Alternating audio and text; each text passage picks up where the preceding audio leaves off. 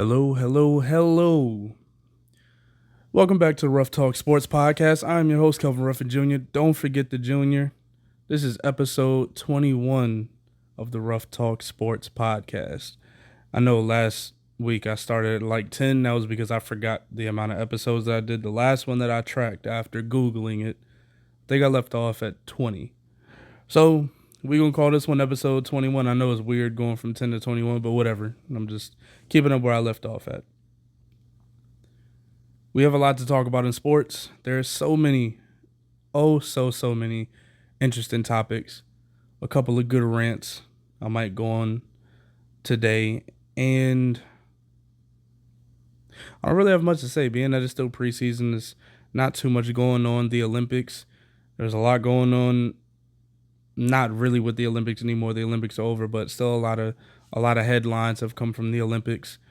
A lot of NFL headlines. Not really any NBA headlines. Not really too many WNBA headlines either. I know I haven't really covered the WNBA yet on the podcast. That will be done today. But today, I'm just going to start off very bluntly. If the Steelers get Brandon Aiyuk, I'm apologizing for last week's take. There, I said it. And because of my mom. But mainly because I saw Brandon Aiyuk had verbally agreed to go to the Steelers as soon as I posted the episode. And I was like, oh man, I got to walk back everything that I said, because that, regardless of whether you're Russell Wilson or Justin Fields, having a true number one and a young guy who aspires to be a number one receiver with the gift and talent of George Pickens, along with a very solid tight end and Pat Freiermuth, along with two running backs, a nice dual threat at running back with Jaylen Warren and Najee Harris, and one somewhat and one very mobile quarterback, you can't really lose in either scenario or in either situation. So therefore, I owe the Steelers a little apology. I didn't even realize I put them last in the division. I'll redo my rankings as far as that goes. I got them either second or third, finishing in the division. But it's because the Ravens are going through a bit of a change. Them losing Patrick Queen, man, that is a little bit understated. And I'll still apologize for understating that, because he is now on the Steelers. Very unprecedented move for someone who was clearly a one at being a Mike. Number one MLB, someone who could rush the passer, someone who could drop back in coverage, be physical with tight ends, and keep up with maybe 60 to 65% of the receivers that are in the league, as a lot of these freakish athlete linebackers do nowadays. The Steelers team, barring questions that they have at quarterback, if they get bare minimum 25 touchdowns and maybe 6 or 7 interceptions on the year, along with maybe 3,000 to 3,500 passing yards on the year, because this year with either one, I think with Russell Wilson in the backfield, they could stand to have maybe 1,200 yards, 1,300 yards between their two running backs, and with Justin Fields back there, they're going to have 1,500 to 1,700 rushing yards on the year, depending on if Justin Fields beats out Russell Wilson for the starting position. Barring that, either one of them at that quarterback position, with the coaching, with the schemes, along with having one of the best defenses in the league backing them, you have a very talented roster and you have a very well-coached team, along with not a lot of front office distractions, something that I'll get into later in this episode. The Steelers are a real shoo-in to either finish second or third in the division.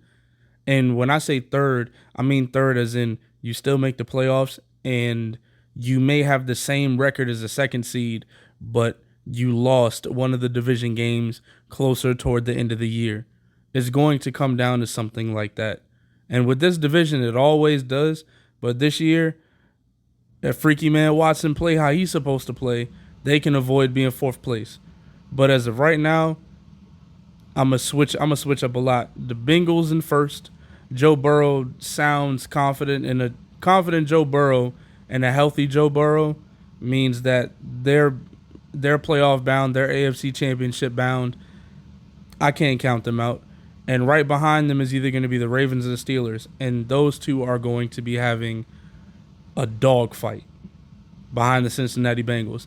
The Cincinnati Bengals' only problem is they have an impossibly tough time playing the Browns in the regular season. I don't know what it is, and I hope they figure it out because that team, the Browns seem to be the Bengals' kryptonite. I don't know if it's because they both are in Ohio. I don't know what it is. Joe Burrow doesn't play that well against them. Their run game hasn't been effective against them. They rush the passer very well. Of course, Myles Garrett is one of the best defensive players in the game today, and one of the best defensive players that we've seen in recent and maybe not so recent history. Another freakish athlete, someone who is abhorrently strong and can throw 350-pound linemen with one arm. Maybe not quite on the Aaron Donald level because that's generational, beyond generational, but a dominant edge rusher that is always in the conversation of being DPOY. But for some reason, they're still the Browns. The Browns last year hit a precedent that we didn't think we would see from them, with Deshaun Watson being trash and being injured, along with them calling Joe Flacco off of the same place that I'm at right now on my couch. And Joe Flacco getting up and being almost the savior that people remembered when he was in Baltimore and he got a $100 million contract after getting them a Super Bowl. Let's see what else we got on the docket. Something new.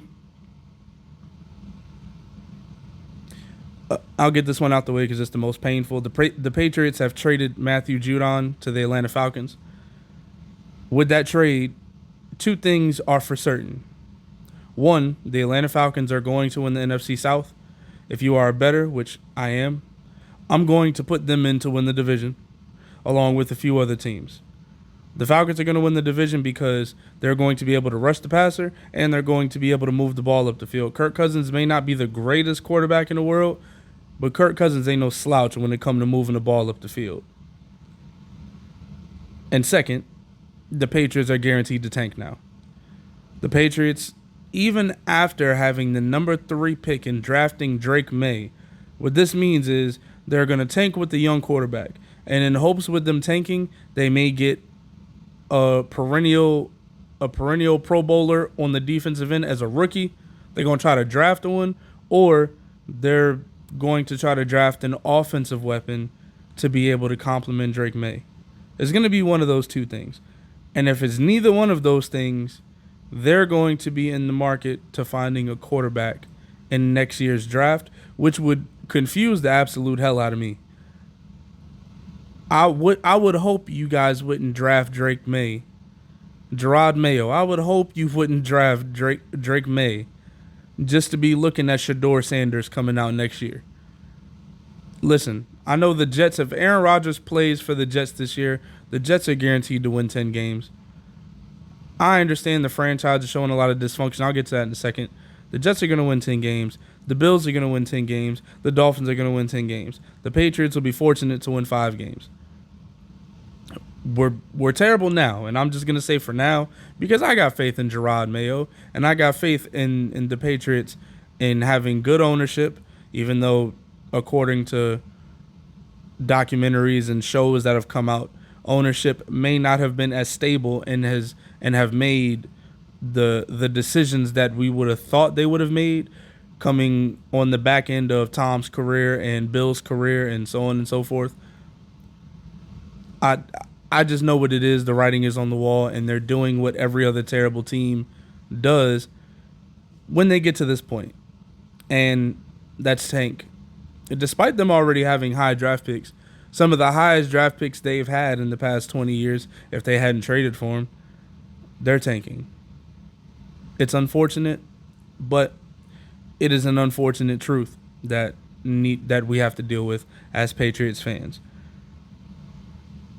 J.J. McCarthy, he's torn his meniscus. He's out for the year. I think there was an option between them trimming off the damaged area and him coming back faster, or him getting a complete reconstructive surgery and being able to heal long term. Excuse the noise in the background. That was my PS5. And of course, he made the right decision. The right decision is to preserve yourself long term as a rookie quarterback. We're not talking about somebody who only got 3 years left and he's already out the door and he wants to win a championship with the great Ross. We're not talking about that. We're talking about somebody in their first year. Great business decision, great investment on self. Always invest in the health long term, especially when you're at the beginning of your career. And I guess lastly, on the up-to-date moves, Hasaan Reddick is requesting a trade after really just getting traded to the Jets. Now, the Jets are falling in a very unique category of catastrophically terrible ownership. And I don't know how many times you could fumble, because you had options to get backup quarterbacks better than Zach Wilson, but you thought that every time Aaron Rodgers sneezed somewhere, that the scent from the sneeze would be like Febreze for Zach Wilson and he would get better. Shoot, for a minute, y'all had me believing that. I thought Zach Wilson would develop, but I thought Zach Wilson would develop under the pretense that he actually got a chance to watch Aaron Rodgers play. Aaron Rodgers played for 4 snaps. Aaron Rodgers played for all of 72 seconds maybe, and that's just me guesstimating. He played for 4 plays. 2 of them, I think, were incompletions, and 1 of them was a run play. I don't know what else. Zach Wilson can't really do anything else. And if Zach Wilson was able to sit for the whole year, maybe the Zach Wilson that I think is in Denver now ends up being a totally different quarterback than the person that we saw last year play for the New York Jets. Marginally better. We talking about a 5,000th of a millimeter better. Same way Noah Lyles won by 5,000ths of a second. Yeah, Zach Wilson may have been that much better, and the Jets team may have been that much better, but he didn't actually get a chance to watch Aaron Rodgers, one of the best quarterbacks we've ever seen, ever. He didn't get a chance to really watch him play. He got a chance to watch him practice, but he didn't get a chance to see what he would do against the Bills defense. He didn't get a chance to see what he would do against the Patriots defense, or what he would do against any of the other elite teams that they played, the Eagles and so on and so forth. He didn't get a chance to watch that. He didn't get a chance to see that in real time and watch Aaron make the decisions that he made, as well as watch Aaron be in the meeting rooms and be able to prepare and game plan and be there with Aaron and the coaches while they formulate game plans for the teams that they had in the upcoming weeks. He wasn't there to see any of that. Aaron was rehabbing and recovering. Zach Wilson was doing what he did the year before, which was not be very good at the things that he had to do, like play quarterback. Zach Wilson is far from, and statistically, the worst NFL quarterback in the league, and was last year. Very unfortunate when you got talent like Breece Hall and Garrett Wilson, and I think Alan Lazard came to the Jets, and Randall Cobb. I mean, he's there for emotional support for Aaron Rodgers, really, but still, you had him there. All of this talent, and especially on the defensive level, all of the talent that they had on their defense. You have all of these things, and then you go get the person with just how they rush the passer alone for the Philadelphia Eagles really took them to a Super Bowl. On the back of Hasaan Reddick and the rest of the pass rushers on that defense, really walked them to the Super Bowl. Knocked Brock Purdy out of the game, in which Brock Purdy, to some people, is a top 5 quarterback now. He just played against Patrick Mahomes in the Super Bowl and actually did pretty well. He led the 49ers to multiple comebacks in the playoffs, something that a lot of people, including myself, didn't necessarily think he was capable of doing on a certain stage. On a regular season stage, maybe, but never have that kind of faith in a young guy. You would rather be pleasantly surprised than abhorrently disappointed in their actions. So He pleasantly surprised me in his playoff performances. In the Super Bowl, he led them to overtime and never got to touch the ball in overtime. Unfortunate truth, or he led them to points and then didn't get a chance to touch the ball again. Unfortunate truth. Very unfortunate truth. And this guy who knocked him out of the game the year prior where it looked like they were going to walk to the Super Bowl, he requests a trade, gets traded to the Jets, a team with a very high trajectory if everybody's healthy. And before the offseason is over, because preseason is still offseason to the people like Hasaan Reddick, who are we kidding? He requests another trade because trading for Hasaan Reddick meant, hey, I want to get paid, and if y'all are not willing to pay me, just trade me to a team that will pay me. He got traded to a team that was aware of that and that wanted to pay him. Now, that team has yet to pay him. And we have already started preseason. Week 2 of preseason starts tomorrow, actually, from when I'm recording this. And that is absolutely ridiculous.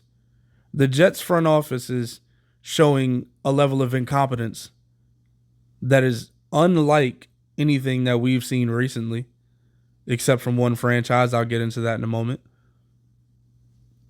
We're seeing Aaron Rodgers run amok, at least to media standards. Although to Aaron Rodgers, he's doing what he usually does on a day-to-day. We see players visibly frustrated with how the organization has been ran over the past few years. You had 2 people who won Rookie of the Year, offense and defense, as well as a running back who, if he hadn't got hurt, he would have won Offensive Rookie of the Year. So you got Garrett Wilson and Breece Hall, 2, I'll call them co-offensive rookies of the year on the same team, defensive rookie of the year, Sauce Gardner, and ironically, the new Revis Island. We all remember what Revis Island was doing back in the day. And you can't lock in something as essential as one of the best pass rushers in the league that led the Philadelphia Eagles to the Super Bowl. You can't lock him in. Garrett Wilson is still in the rookie deal. Breece Hall is still in the rookie deal. You're paying Aaron Rodgers, but you're not really paying that many other people top dollar, top of the market dollar.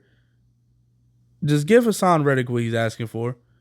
This is, in sports, it's the only leagues where billionaires ask millionaires to take discounts. And we all look at the billionaires like they're not selfish for asking the millionaires to take a discount. Pay that man his money and let the Jets be as good as they can possibly be. He traded that Eagles green for gangrene. That Jets green that is now looking like gangrene in real life. Y'all look like a disease and a sickness right now from the front office down, and y'all have arguably one of the most talented top to bottom rosters in the league. Y'all got to get that straight. And that'll lead me to the Dallas Cowboys. I'm not going to be speaking about the Cowboys too much, but on this topic, I'm not going to be Skip Bayless. I'm not going to be ESPN where I got to find a way to incorporate the Cowboys with everything that, everything that is to be sports news and so on and so forth for sports media. No. I'm not going to do that. What does need to be spoken up for is Jerry Jones. You're following a level of delusion that hasn't gotten you anywhere in almost 30 years. Jerry Jones. You have no reason to further extend talks and conversations on why you do or do not need to pay these athletes, because they'll be there on week 1. We'll get them paid before week 1. These people need time to practice and time to acclimate their bodies to what they're about to endure for the next 18 to 20 weeks, because y'all don't really make it past the divisional round. So I'll just say 18 to 20 weeks. For the next 18 to 20 weeks, they're going to be put through the most grueling athletic process, maybe other than boxing. Nah, boxing still isn't as grueling. You're about to put them through the most grueling process out of any athlete. They got to train. They got to hit each other. They got to put their body through the ringer and go through repetitive car accidents every day at practice. And then they have to go through other people who do the same thing and prepare the same way that they do, just about, maybe not cerebrally, but the same way that they prepare. You got to go through that every week for 18 to 20 weeks. And you going to tell CeeDee Lamb to go out there week 1 with no training camp under his belt, no preseason under his belt, no practice under his belt, and say, hey, you know the playbook already. Just go out there, have a blast, and do what you did last year. Jerry Jones, your level of incompetence is starting to show. And in how you're handling the contract situation, just as everybody else in the media has pointed out, it's not going to go unnoticed by your other young talent. You have top 5 quarterback, receiver, and defensive player in the league. A defensive player, not just limited to that one position. Micah, if we were to have a defensive draft, Micah is probably going top 5 out of all of the players that are in the NFL now. CeeDee, out of all the wide receivers, is going top 5. Dak might go top 5. I mean, of course, everyone will always look at him and punish him for how he does in the playoffs. Runner-up MVP. Runner-up in the MVP race. Second team All-Pro. That was just last year. And everyone thought they had seen him hit his ceiling. But he had his best year of his career last year. And you didn't pay him. You didn't want to pay him. So you're going to let him play out this last year. I don't think he's going to get paid. I think Dak is leaving after this year. And if I'm a Cowboys fan, I'm probably leaving the Cowboys to go follow Dak until he retires. The same way Patriots fans did with Tom Brady. Hey, just support Dak until he retires, and then you can come back to the Cowboys. Because truth be told, I do think that they have a plan to do as much as possible to sabotage the growth and success of the franchise this year so they can draft Shedeur Sanders next year and maybe possibly try to pursue Dion as a coach. I do think Jerry is stupid enough to try to attempt that. I honestly do. Because he's foolish enough to believe in the hype and also simultaneously want to have the best story and think that his team is just that good to where they can win every time they walk on the field. There are teams that are prepared. There are teams that are better run. There are teams that are better coached. And those teams will always prevail in the end because they're built for the distance. They're built for the marathon, while you have proved for the past 25 to 30 years only be built for the sprint. You're not even ready for the 100-meter. You still doing the 40-yard dash. Everybody else is either on the 4x100 or the 4x4. You still running 40-yard dash, maybe 60 meters. You still running short term because 12-5, 12-5, 12-5. Amazing. You've lost 15 games in 3 years. You've won 36 games in 3 years. That's amazing and that's beautiful. But you haven't done anything meaningful to materialize any of that regular season success at all. You haven't done anything to materialize that. And now you're in press conferences telling the media you have no sense of urgency to get anything done with CeeDee's deal. You have no sense of urgency to get him paid. And then in another interview after that, you're saying that you miss him, but not for what's to come, but you miss seeing him out on the field. Which in turn, a lot of people are taking that as you miss him, but you don't miss him enough to pay him. Absolutely ridiculous and absolutely unacceptable for you to be in the media publicly playing this out as if his whole career and existence is frivolous because of what you believe. You should take him as serious as you take anybody else in your family, because that is a grown-ass man. Excuse my language. That is a grown man that we are talking about. Somebody who got a family to take care of. Somebody who, again, we understand the privilege in being a millionaire or being up millions and millions of dollars in this league. But just because he has that does not make him any less of a human And for you to talk down to him in his existence and what he deserves. You're paying Dak Prescott a crap ton of money. Trevor Lawrence has got $55 million. Trevor Lawrence has not accomplished a fingernail worth of what CeeDee Lamb has accomplished in the league. CeeDee Lamb is a number one wide receiver. We're still trying to figure out Trevor Lawrence's identity and where it went since he was in Clemson. Because Trevor Lawrence got paid off of what he did at Clemson.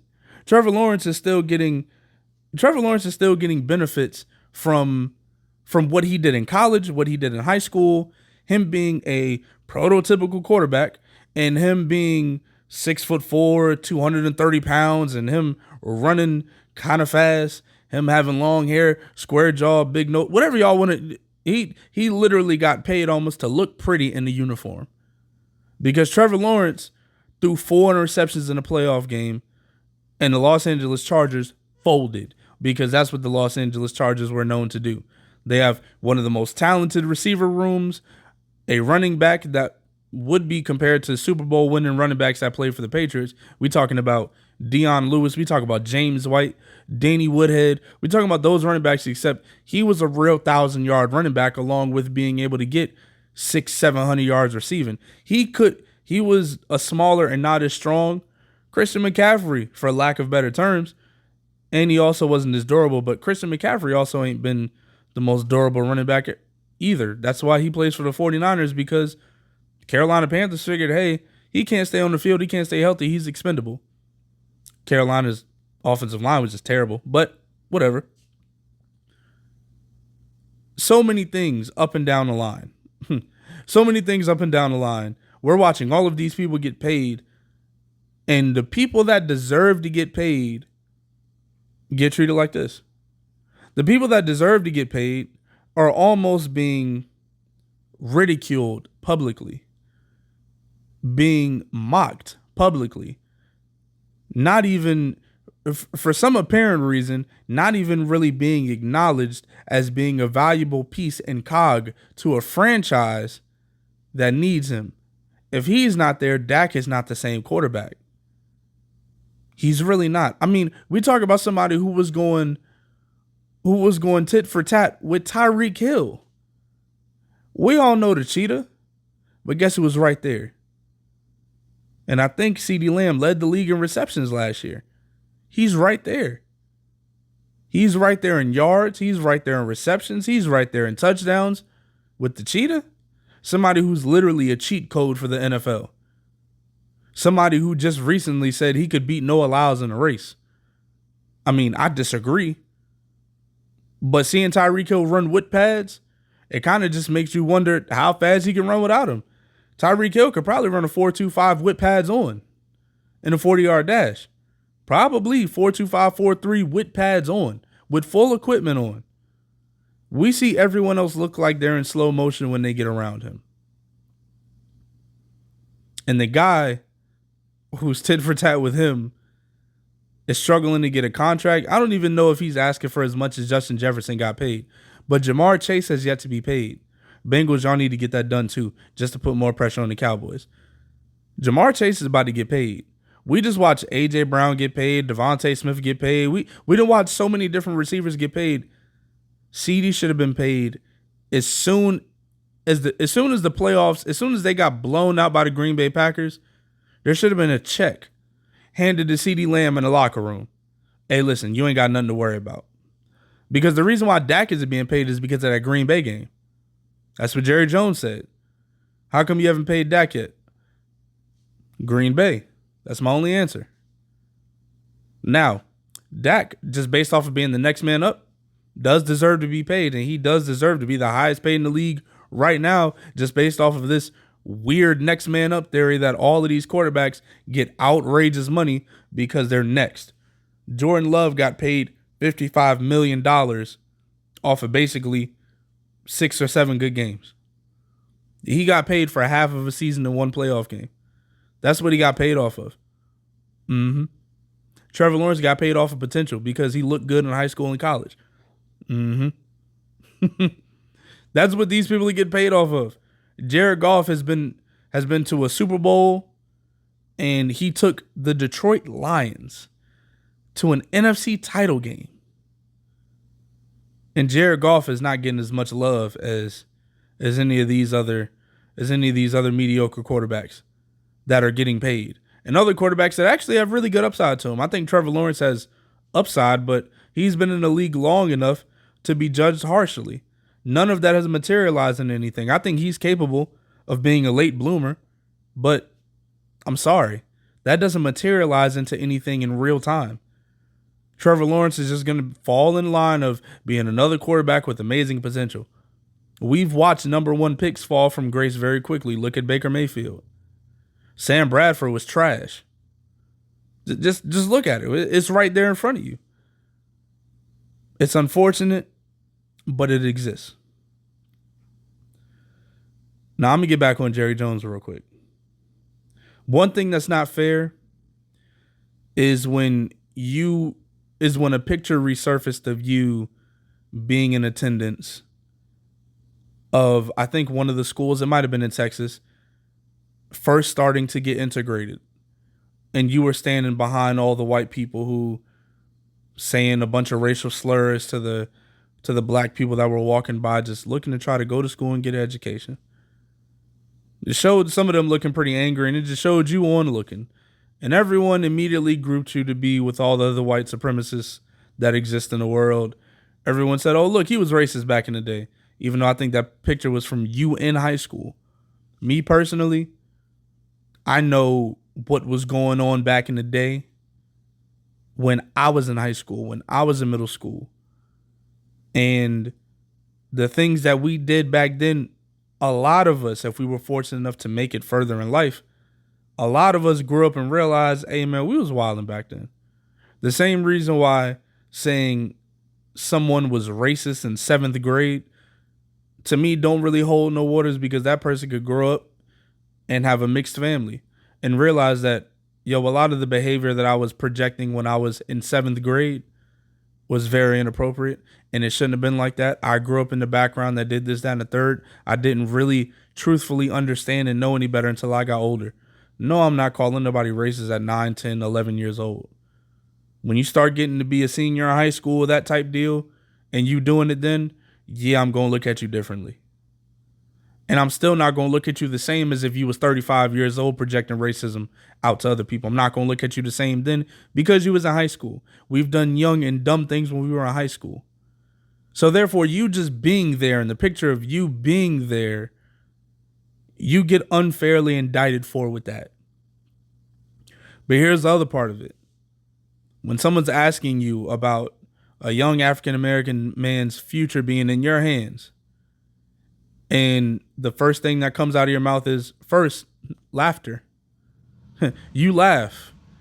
And, hey, why haven't you paid CeeDee yet? Because I went to school, and you just started saying mumbo jumbo. Nothing you said made sense.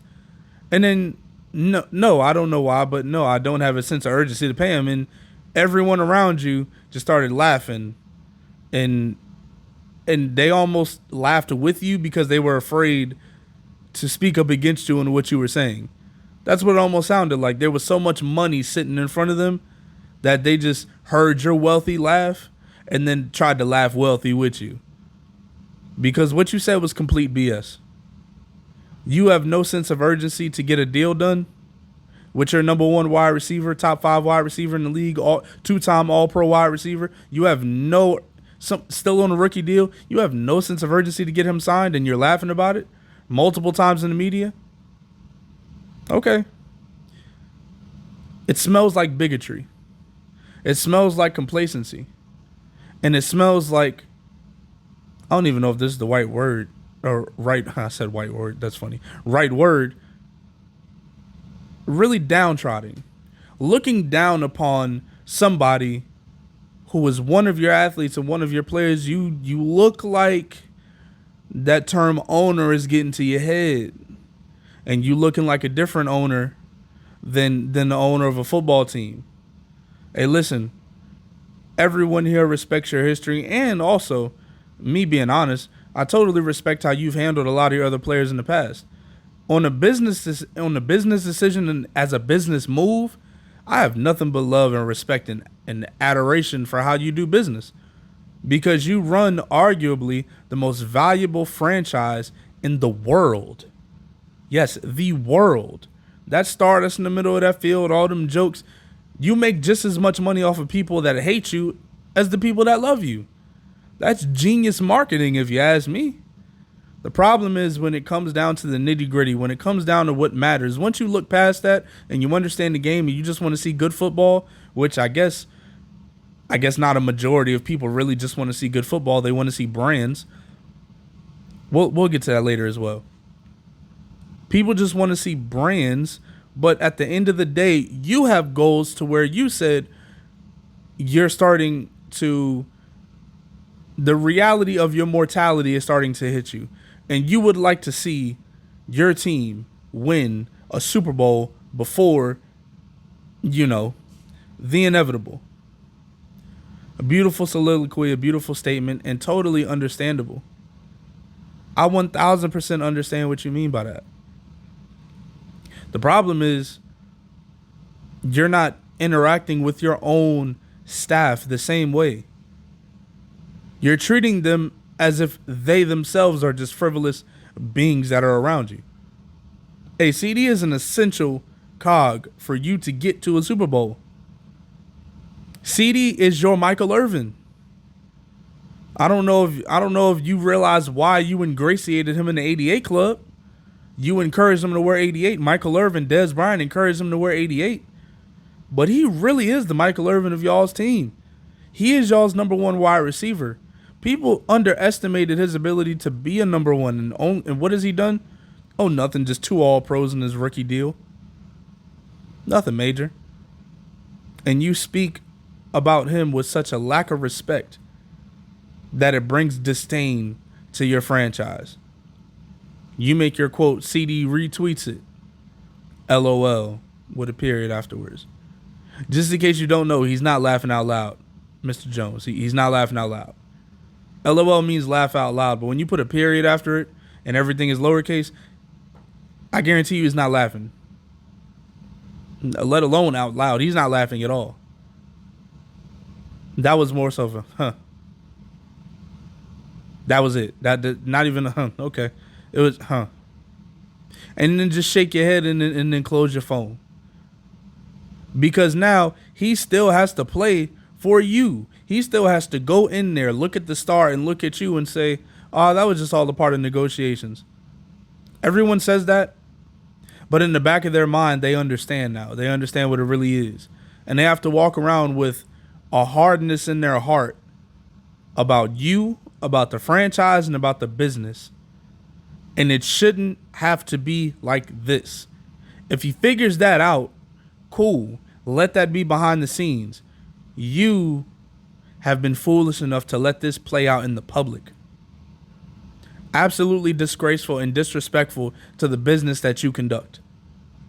This isn't even to your standard. You don't let things like this play out in the public. Why? Because of the next topic. These young players that you got to pay, they're looking at you. They're paying close attention to what you got going on. They're paying close attention to see how you take care and how you treat your other stars.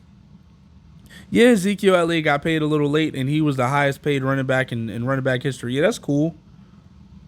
But Zeke just came back to the Cowboys after doing a tour that wasn't so gracious. This wasn't his farewell tour, but it looked like a farewell tour because he's gotten worse every year since that last year he was the best running back in the league. Is it a coincidence that he was behind one of the best offensive linemen in the league? Maybe not. But he plays week 1, limited snaps. Why? Because you didn't pay him until right before then. The contract didn't get done until right before then. Maybe he looks differently if he has a training camp under his belt, OTAs under his belt, preseason under his belt. Maybe he looks a little bit different. Maybe his decline isn't as fast because he doesn't have to try to put his body through as much as quickly. He would have had some preparation to prepare himself for the car accidents he was going to have to get into on that field. Week 1. where no one cares about you getting the right rep in, you getting the right read, not putting a hand on your quarterback, not hitting you as hard as they possibly can because they don't want to injure you. Your coach not being able to stop the bleed, coach not being on the field with you, standing 15 yards or 10 yards behind the line of scrimmage or behind the quarterback to be able to get the plays in properly and make sure everything is done right. Nah, it's not that. We here to knock your head off now. But you did that to him. That possibly shortened his career. With in addition to him being a running back, which is already a shortened career. You're at a disadvantage. Now you're doing this to ceedee. Even worse, this is playing out in the public. You was loving on Zeke in public. Now with ceedee, what, now you want to show tough love this time? You want to show that you're not going to get pushed over? You even showed love to Dak, and Dak was letting it be known that, hey, man, I'm not taking no discounts for none of y'all. I don't care how much I love y'all. Yeah, I don't want to go nowhere. Yeah, I want to be here. I ain't taking no discount. Pay me my bread. And you seemingly did that, begrudgingly. That's even a word. I think it is. It might not be. I don't care. It's a podcast. You seemingly paid him just out of frustration, but you couldn't really voice the frustration because he wasn't treating you how all the other players had treated you before, with some sort of adoration and admiration. He wasn't treating you like that. He was treating you like, no, you need me, and I'm a commodity, so you're going to pay me as such. What did that get him? Paid. And in his contract year, which even though it's technically this year, it was last year, he has second team All-Pro, second in MVP votes, best year of his career, and you still have not paid him. We watched all these quarterbacks get paid who were nowhere near better than him, and you can't pay him because of Green Bay.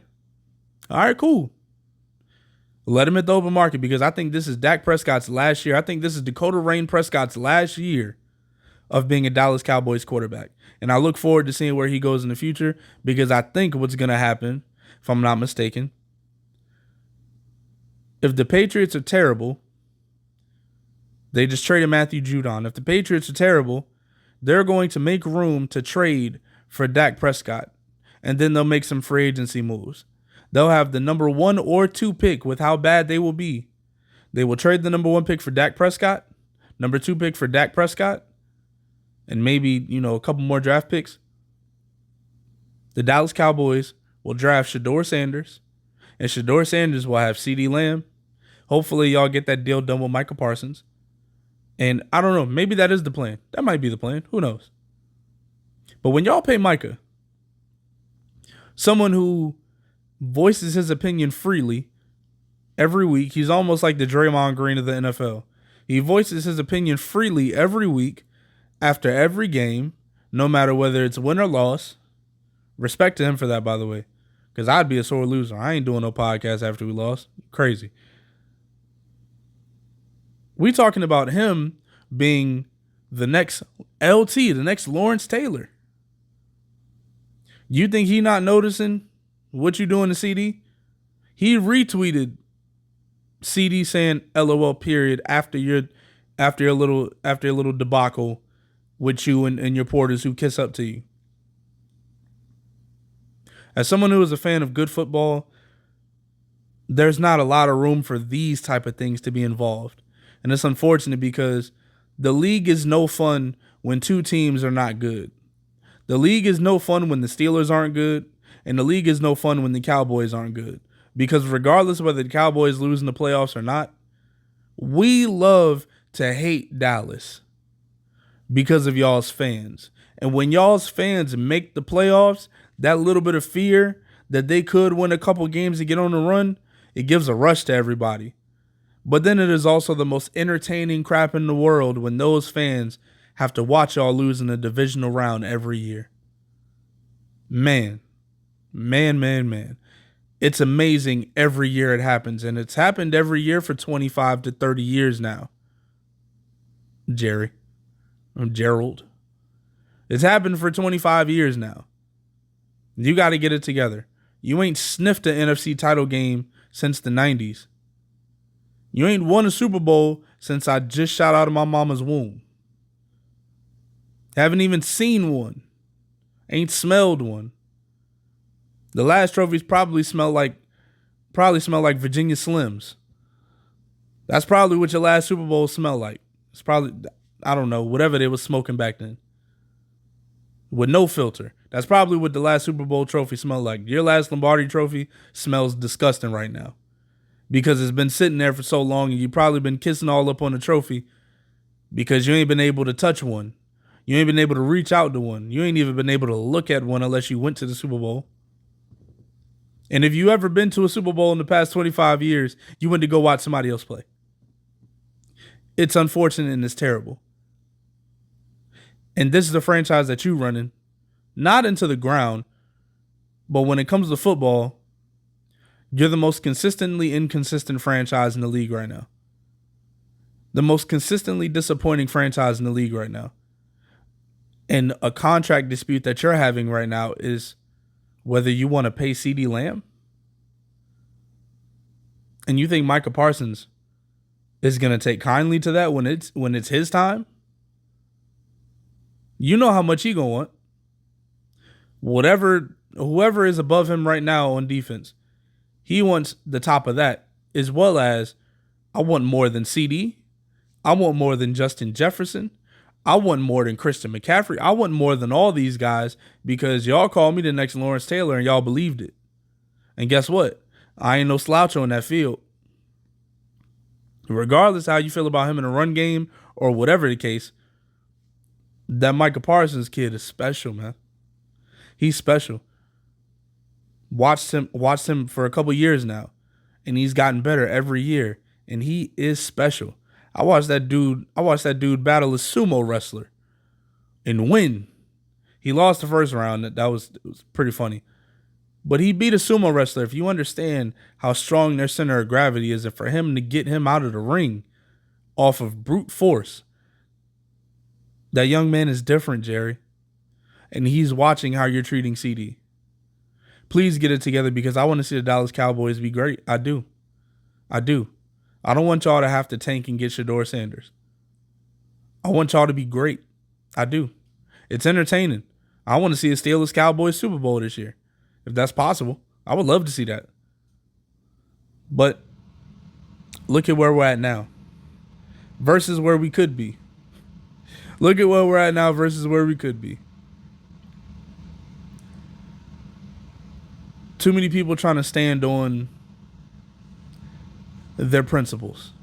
Not on business, but on their principles. And on this principle, you look pretty bigoted right now, Jerry.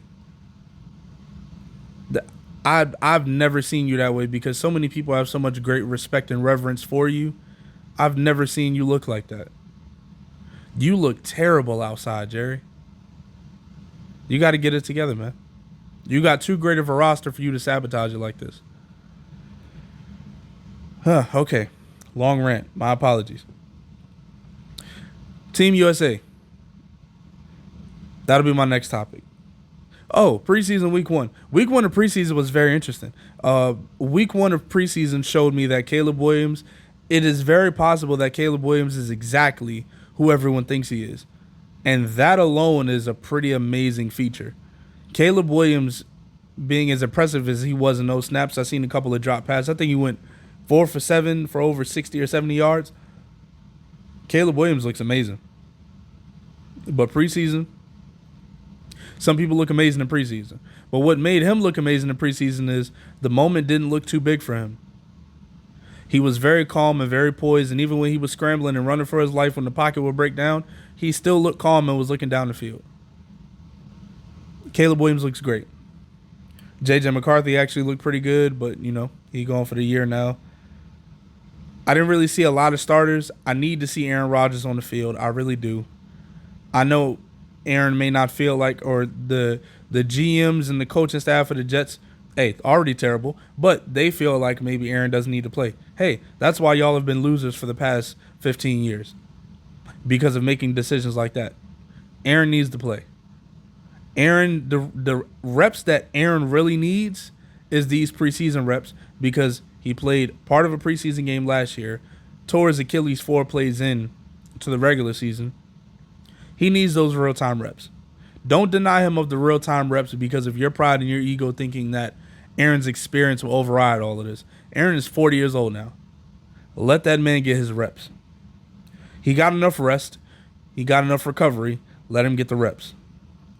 Other than that, preseason week 1, it was entertaining. The kickoff rule, I really actually like the kickoff rule. It doesn't look too bad. Honestly, it's still getting the same results as the other ones. Haven't really seen anybody break through for a touchdown yet. But when we see the starters, Cordarrelle Patterson, Corduroy Patterson, I don't know that, but he's one of my favorite returners ever. Like, really, ever. He's really one of my favorite returners. One of my favorite wide receivers, and then him making the transition to running back, monster, a beast. When he gets on the field, if Tyreek Hill decides to run back a couple of punts, or not punts, a couple of kickoffs, we're really gonna see some fun on the field this year on special teams. And I love it because special teams at one point in time was one of the most dynamic portions of watching the game. Seeing somebody run back and kick 30, 40, 50, 60 yards or to the house. I remember watching the kickoff where they squib kicked it in the New England game, and I can't believe I don't remember the lineman's name. It was an offensive lineman. It was Dan Connolly. That's exactly who it was. He ran back a kickoff for 70-something yards on a squib kick and almost scored a touchdown. I think he got tackled on the 3-yard line. I was watching that game live. Those are the type of exciting moments that we would love to see from special teams now. But we don't see them that much. We don't see Deshaun Jackson taking back punt returns like we did against, when they were playing against the Giants when they had Michael Vick. We don't see any more Devin Hesters. We don't see any more Dante Halls. We don't see even Gale Sayers. Going all the way back. We don't even see that anymore. This kickoff is a chance for us to see more of that. And people are still getting hit. Don't get it twisted now. People are still getting hit. But week 1 of the preseason, very refreshing to see football again, live and direct. Justin Fields needs some more reps. He needs some more reps. I don't know what it was. I watched all of those fumbled snaps. I don't know what he needs to get on the same page with the center about, but whatever connection that they have between them, hopefully he'll work on it week 2. Hopefully we'll see Russell Wilson in the game this week, maybe for 2 drives. I'm really looking forward, and if the 49ers decide to stop playing around with Brandon Aiyuk's deal, hopefully they really just decide to let him go to the Steelers. Just trade him to the Steelers. He clearly is interested in going there. They're clearly offering him just as much money as you guys. Let him go. I really want to see the Steelers be good, and I think they would be amazing with Brandon Aiyuk. And I think y'all may be a little afraid of how y'all would look without Brandon Aiyuk. I do think that's starting to settle in a little bit. Y'all are afraid of how Brock Purdy is going to look without Brandon Aiyuk. Deebo Samuel and Christian McCaffrey, I think they could do a really good job next year, along with Trent Williams, of course. I don't think y'all do the same without Brandon Aiyuk taking some of the heat off of Jawan Jennings and Deebo Samuel and George Kittle.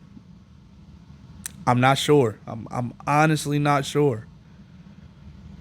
Whew, okay. I can get off that now. The USA placed first in all medals except gold. We tied with, I think it was China, for the most gold medals. Both got 40.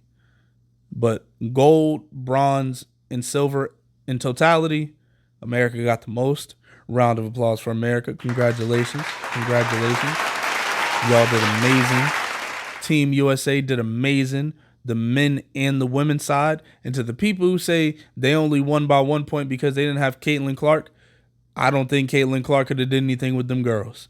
Asia Wilson looked like Kevin Durant on that court. I don't think young Cece would have been able to do anything with that. I don't think young Reese's Cup would have been able to do nothing with that. Angel Reese, I don't think she would have been able to do anything with them. Now, I could be wrong because, of course, they can contribute. But with the veterans on the team, everyone expected Team USA's women to dominate, and they didn't. They won by 1 point, and that 1 point was on the Kevin Durant toe on the line move. That was the only reason why they lost that game by that point, was because of the young woman from France, her having her toe on the line at the 3-point line and putting up a floater and banking it in. Very tragic ending for such an amazing game. Really an awesome and fabulous game. Congratulations to both of those women. First time ever in Olympic history that Team USA, or that the men and women's basketball matchup was the same. Steph Curry did Chef Curry things. I was in my work van. I work for Amazon, for those who obviously don't know. But I work for Amazon. I was on a mandatory heat break. They got mandatory heat breaks for us. I'm in the truck. I'm watching the game. Still time left on my break. And I see him, and I notice of course, when you see Steph Curry and he's hot, you're going to keep passing him the ball when you inbound the ball. And on this specific one, he got back into his old babyface days. I'm going to dribble all over the place. And if I see a little inch of space, I'm throwing the ball toward the hoop. I'm not shooting a form the same way I've said in the past about Klay Thompson being the mold for if you want to learn how to shoot. Steph just being a freak of nature with how hard he's worked to get his jump shot the way that he did. Don't you ever try to do what Steph did in that moment. Steph, I think he hit about 2-3 moves, side step, step back, threw the ball in the air. He didn't shoot it. He threw the ball in the air over two defenders that may have been 6'9" and 6'10", or 6'7" and 6'10", whatever the case is. Both clearly taller and bigger than him. He threw the ball over them too. And when that shot fell, I knew it was going in, and I still couldn't believe it. I sprinted to the back of my truck. I drive a big box truck. I sprinted to the back of the truck. I was sitting down, and I got up and sprinted to the back of the truck. That shot was absolutely ridiculous. Shout out to Team USA for getting gold, both of them. They did an amazing job. Shout out to France, both of them, for playing such an amazing game. Seeing Wemby there supporting the women's team, seeing Team USA support the women's team, and them all supporting each other. Even seeing like Sha'Carri Richardson show up to the Team USA game. It was so beautiful to see that unity amongst those players and amongst those athletes. They're all the best of the best, and it's great to see them support one another. Hint, hint. But it's all great for them to see them support one another. And, of course, LeBron was going to win MVP. LeBron almost averaged a triple-double. I don't know what else y'all want from him. He played great in just about every game, including the exhibition. Yes, that matters for something. Yes, that matters for something to his peers and to the people that are voting. Yes, that matters. Kevin Durant, came in, guns blazing, but Bron was consistently the closer. Bron helped close the game out in the qualifying game, in the semis. Steph put the bow, of course, he put the ribbon on it. He put the frost and the icing on the cake. Bron hit a 3 in the clutch now. Don't get it twisted. Bron hit himself a 3 in the clutch against France. Bron was getting rebounds, making plays the whole game. I'm just saying. I agree with Bron winning MVP because he was the Olympic MVP. Totally agree with that. If they would have gave it to anybody else, it can't be the guy that only showed up for 2 games out of 5. It can't be. Steph was terrible up until that Serbia game. But Steph is Steph. So when he show up, he show out. The only other person I could have seen getting the MVP was Jokic. Jokic played absolutely amazing. Jokic looked like the best player in the world. Hint, hint. No, I was about to say no Lyles. Nikola Jokic looked like the best player in the world in the Olympics, but Team USA looked like the best team in the world. Because that's what, that's what we do over here. Okay. Sha'Carri Richardson got silver and she got gold. And I think she got gold in a relay. And I think Shelly Ann and Sha'Carri had got held up because they didn't travel with their teams. Shelly Ann decided not to race. I remember I said in the previous broadcast, I hope there was nothing going on with her. And there was something going on. It was because they didn't travel with the team, they made it harder. I think they had to walk like an hour or something. Don't quote me on that. Don't fact check it. Or go fact check it. Don't quote me on it. There we go. They had to walk like an hour to get to the Olympics. And Sha'Carri, still, after walking all of that time, being on her feet all of that time, still decided to race and got silver. Hey, I'm just saying. That's impressive. And she's earned the good graces of everybody. All the other athletes is who she was talking trash to. She was talking trash to other athletes. So whenever they won, they talked trash to her. And it's all fair game, and she loved it. And she matched the energy. She got silver after coming out the block rough. But then in that relay, man, Sha'Carri was racing like a woman amongst little girls. Sha'Carri was running. I mean, she like the road run out there. Seeing the amount of power that she has in her legs and how, because of course, hopefully y'all know by now, she's just small. She probably about 4'11", 5'1", something like that. Seeing her stack up against the competition after seeing her look like a prodigy before she got caught, smoking weed and everything like that, it was a very heartwarming moment to actually see her get her gold. Before she got the silver, and that's still placing, and that's still getting the medal. And that's still amazing. I'm not going poo-poo on the fact that she got a silver medal opposed to gold. Yes, the goal is gold. But even getting a medal when you go to the Olympics is an amazing accomplishment. She's one of 3. And after getting put through the rigmarole that she got put through, for her to still get silver, and then for her to say, all right, bet I got fresh legs today, y'all not messing with me, and for her to get gold and for her to run the way that she did, blowing out the competition, absolutely impressive.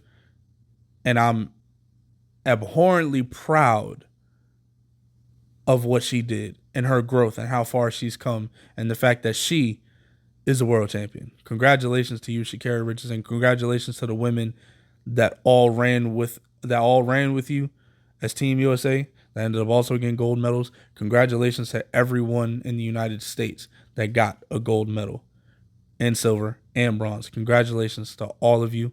Y'all are all amazing. Now to the obvious. Mr. Noah Lyles. It came out that you had COVID after the race, in which you got bronze, in which everyone was waiting for you to get bronze, because you just seemingly have a very hard time using these 3 words. Off the record. Listen, as an athlete, you have to have some sort of confidence and arrogance about yourself almost, and delusion about yourself in order to get to a position to where you can be considered one of the best in the world, if not the best in the world. You have to have that. You got to be delusional to think that you could get a gold medal like Noah Lyles has done. You got to be a lunatic and a bit arrogant and full of yourself in order for you to be able to get to a level to where you can fail by getting bronze like Noah Lyles did. Failing is still getting a medal to that guy who is insane. To everybody who is an underachiever, getting a bronze is an amazing accomplishment. An underachiever compared to the person who is an absolute nutcase. Noah Lyles got 2 medals. Gold and bronze. 2 amazing accomplishments. The problem with those amazing accomplishments is when we as a people love to shoot ourselves in the foot by not knowing when to shut the hell up. And when to keep our mouths shut and not knowing when to keep things off the record. Hey, listen. I hit up Noah Lyles. Well, at least I hit up the management. Hoping to have him on the What's the Name podcast. Shout out to my brother Larry. Shout out to my brother Trey. Shout out to Son Okage. I want him to come on the podcast. Well, for one, the views would be phenomenal. The views would be phenomenal to maybe hear him talk some of the same you-know-what on our podcast, but also to have this discourse with us, because I think we'd have an amazing conversation on this podcast. But from grown man to grown man, from somebody who ain't accomplished nearly the things that he's accomplished, one thing that I've learned amongst the people who have more money than him and less money than me, more money than him as in Noah Lyles, a lot more money than him, wealth versus people that have also had less money than me, one thing that I learned is, at least in public, have diplomacy. Behind closed doors, you can be whoever you want to be, as long as it's constructive and conducive to your bottom line. And your bottom line, I don't think, has anything to do with you publicly stating that you don't appreciate being invited to a party to someone who is getting a shoe because you're a world champion and they haven't even had an NBA Finals appearance. Anthony Edwards is in a very unique position and in very unique shoes. Anthony Edwards was third in line, so to speak. Kyrie Irving was getting handed a lot from Nike. A whole lot from Nike. He was the next up. And then the next up superstar was actually Ja Morant. Nike gave Ja Morant the Kyrie package that he was supposed to get. Kyrie's doing amazing things now. Ja Morant has had, an unfortunate series of events. On some lemony snicket. A series of unfortunate events. For real. And I think Ja Morant's going to come back amazingly, by the way. I don't want to get that twisted. But what Ja Morant had is now what Anthony Edwards has. And Anthony Edwards started the year with somewhat of a scandal of text leaking of him telling the girl to send a video of her taking the abortion pill. Anthony Edwards had a rough start to the year and still ended up becoming a media darling, being compared to Michael Jordan and having all of these other types of comparisons and him being an absolutely amazing leader, not only on his team, the Minnesota Timberwolves, but of Team USA. The Minnesota Timberwolves ended up in the Western Conference Finals. Did they? Yeah. The Timberwolves ended up in the Western Conference Finals, eliminating last year's NBA Finals champions. And they weren't supposed to be there. They really were not supposed to be there, man. The Timberwolves were not projected to be there. The same Rudy Gobert that played on the team with Donovan Mitchell, who is a now 4-time Defensive Player of the Year, one of the softest Defensive Player of the Years, and so on and so forth. Anthony Edwards brought the dog out of him. It's a different level we talking about. Anthony Edwards brought the dog out of somebody who was thought of to be soft. Him and Karl Anthony Towns, arguably to the public perception, the softest 7-foot big man combination. Both of them 7 feet tall. Arguably the softest 7-foot combination anyone could ever have. And guess where they ended up at? You got it. They almost got there. And it's unfortunate that it happened how it happened because everyone wanted to see the Timberwolves make it. They did. But Anthony Edwards led that and was actually a fire starter on Team USA, a leader in the sense of Team USA. LeBron was the main leader, of course, but Anthony Edwards is a young fire starter. Everyone expected for Anthony Edwards to do what Michael Jordan did to the Dream Team. Hey, this young fella got him next. That's what they expected for Kevin Durant and LeBron to be Magic Johnson and Larry Bird. Of course, Steph Curry there. I don't know where he fits in that conversation. But for them to look at the new Michael Jordan, Anthony Edwards, and say, oh yeah, we was running the league, but this is going to be his league in the next few years. They can't say that because the next up in the league was a dude that they played in France, Victor Wembanyama. Again, something that track athletes have never had to deal with. You're poo-pooing on that man. I know I got a little off on the tangent, but it's all going to come perpendicular again. You try to demean that man's accomplishments and his skill level based off of something that should be a backroom negotiation tactic. Hey man, I want this and I want this and I want this, and y'all busy inviting me over here to go do this. Make sure y'all have this ready. And make sure y'all got my shoe ready since y'all want me to go over there and celebrate him getting a shoe. Make sure y'all got my shoes ready. I'll be back for my designs. That's a negotiation. That's not something that's for tabloids to end up leaking out. And that was in February. That's not something for tabloids to be leaking out. Oh, goodness gracious. And then if you would have went to the party, you could have networked with some people and increased your value, increased your face card to where when these other comments come out, like the world champion comment and all this, that, and the third, You get shown some grace by some NBA players because you're actually showing up and showing love to the NBA players. But you have this neglect of your own career.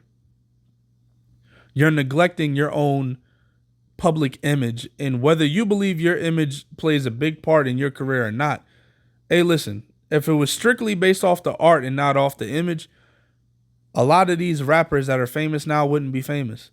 But they work hard in different aspects, and their image isn't one of the things that they work hard in. I'm telling you, your image will prove to be just as important as how fast you run, Mr. Lyles. Really, it will be. And the more you act like that's the case, the more reward and benefits you will reap from that. But as of right now, what I'm hearing, world champions of what?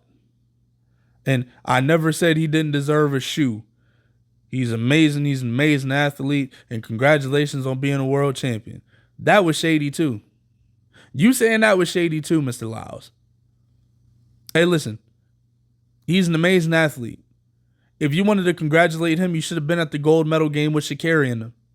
If you really wanted to congratulate him and congratulate Team USA, of course have the rivalry with them as athletes. You're one of the best athletes in the world. Should nobody be able to tell you different? You are, and you are him for real.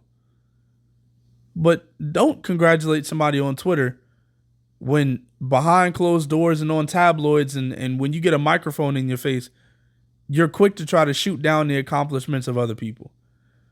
Hey, it says world champions on some t-shirts. You got mad at some t-shirts? If you look at how the finals are listed in all of their accolades and accomplishments, if you paid attention to anything outside of yourself and what you want to get mad at, those accomplishments that they have, NBA Finals champion, NBA Finals champion, NBA Finals champion. If you Google it, NBA Finals champion, it doesn't say NBA World Champion, NBA World Champion. It said World Champs on the shirt. It's a t-shirt, man. You let that get you out of character. World champs of what? You just sound immature. And I don't know how old you are. Matter of fact, I'll do you a favor and I'll fact check how old you are because I don't know how old you are, but it does sound like you're probably about 24, 25 years old. Oh, you're 27 years old. So you're older than Larry, younger than me. You do sound a little immature in how you're handling these situations that are big money and big time situations. And I'm not saying it because I'm so mature. I'm immature too. I'm relatively immature. I ain't even gonna lie to you. I just mask it well until, push comes to shove. But one thing I'm not gonna do is cut off my nose to spite my face. And you being one of the best, if not the best Team USA track and field athlete that we've ever had, we don't want to see anything but greatness from you. But you know what the U.S. loves to do. As soon as they find someone that wants to play the villain role, they're going to pounce. And you not only spoke on the champion, the NBA Finals champions, you neglected a couple of key points and you didn't address it in a manner in which that would have helped your point remain solid. For instance, world champs of what? No, cut that out. Replace it with this. Oh, excuse me. You said who? Oh, you talking about the finals that just happened? Yeah, I saw on their shirts that said world champs, and I thought that was interesting. As America, I kind of wish we would just market things a little differently because that accomplishment is something that's so great. It should be labeled properly for what it is because world champs can be misleading to a lot of people, something like that. World champs can be misleading to a lot of people because of American marketing. And as America, we do tend to market things such as world when it's really just national, not international. That is the fault of America because we do have a God complex of America. We honestly do. We still have that whole greatest country in the world thing of America. Yeah, we still do, unfortunately. When there are so many things that we need to work on, like why school shootings are still happening and why they're more popular. Things like that. Why gun laws are almost sacrilegious to touch as Never mind. I'm not going to get canceled. But why gun laws are almost blasphemous to bring up and to discuss and say, hey, we might have a problem with how these gun laws are playing out, because not only are adults being harmed, y'all have gotten off of black on black crime now. It's now school shootings. We have the most mass shootings in the world, and it's not even close. The mass shootings that we have almost match the amount of days in the year. It's ridiculous. Y'all can point to Chicago all y'all want to. I don't care. They need guns. And them poor kids is not able to afford military grade weapons. These are problems that exist. All of these things could be pivoted. All of these things could literally be pivoted just based off of you shifting the world champ conversation to you not sounding like you hating on the NBA because all of the best players in the world want to come to America. All of the best players in the world prove themselves by playing American athletes. And all the best track and field athletes, all they have to do is hit the track wherever they are. They don't come to America just to hit the track. They go everywhere.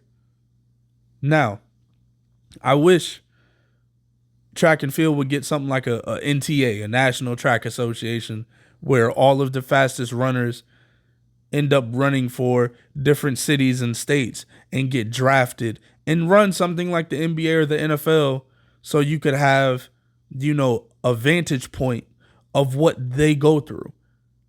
If the best runner in the world, and y'all only run relays, y'all get drafted. Hey, we draft him from Jamaica. We draft him from St. Lucia. We draft him from America.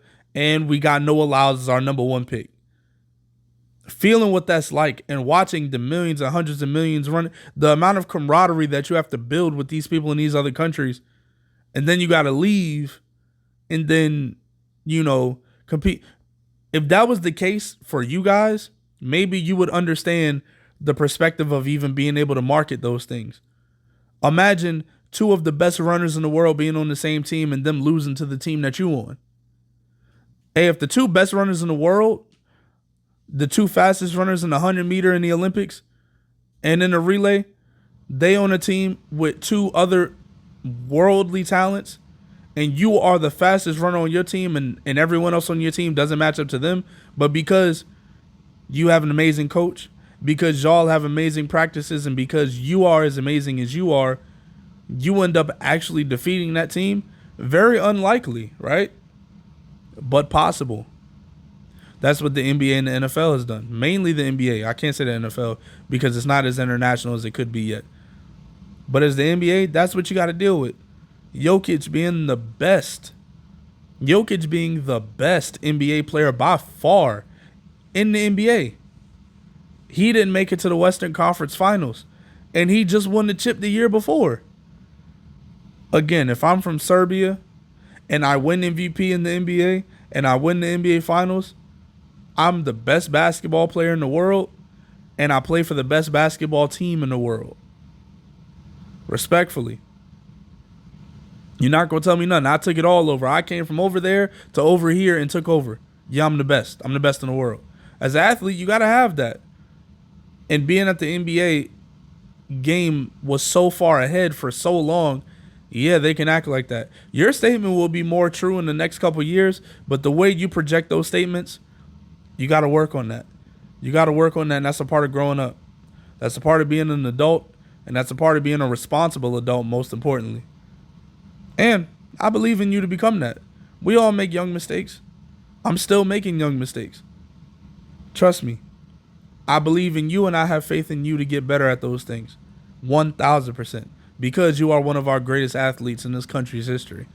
That is what you are. But as of right now, you sound like the most hatingest mofo in the country. And you was the only person in the United States that the whole United States was not happy for. You were the only person in the United States that won gold and everyone was like, yeah, all right, congrats. But when you won bronze, everybody was on you. Everybody was on you. Said, see, that's what you get. You faking COVID. You got to a little Paul Pierce wheelchair once you won bronze because you was out of breath. But you were actually prolonging the start of the race because you were celebrating and running around and jumping so hard trying to hype yourself up to get third place. That's what everyone saw. To me, I saw one of our best athletes compete in a race and come up short of his own expectations. That's what I saw.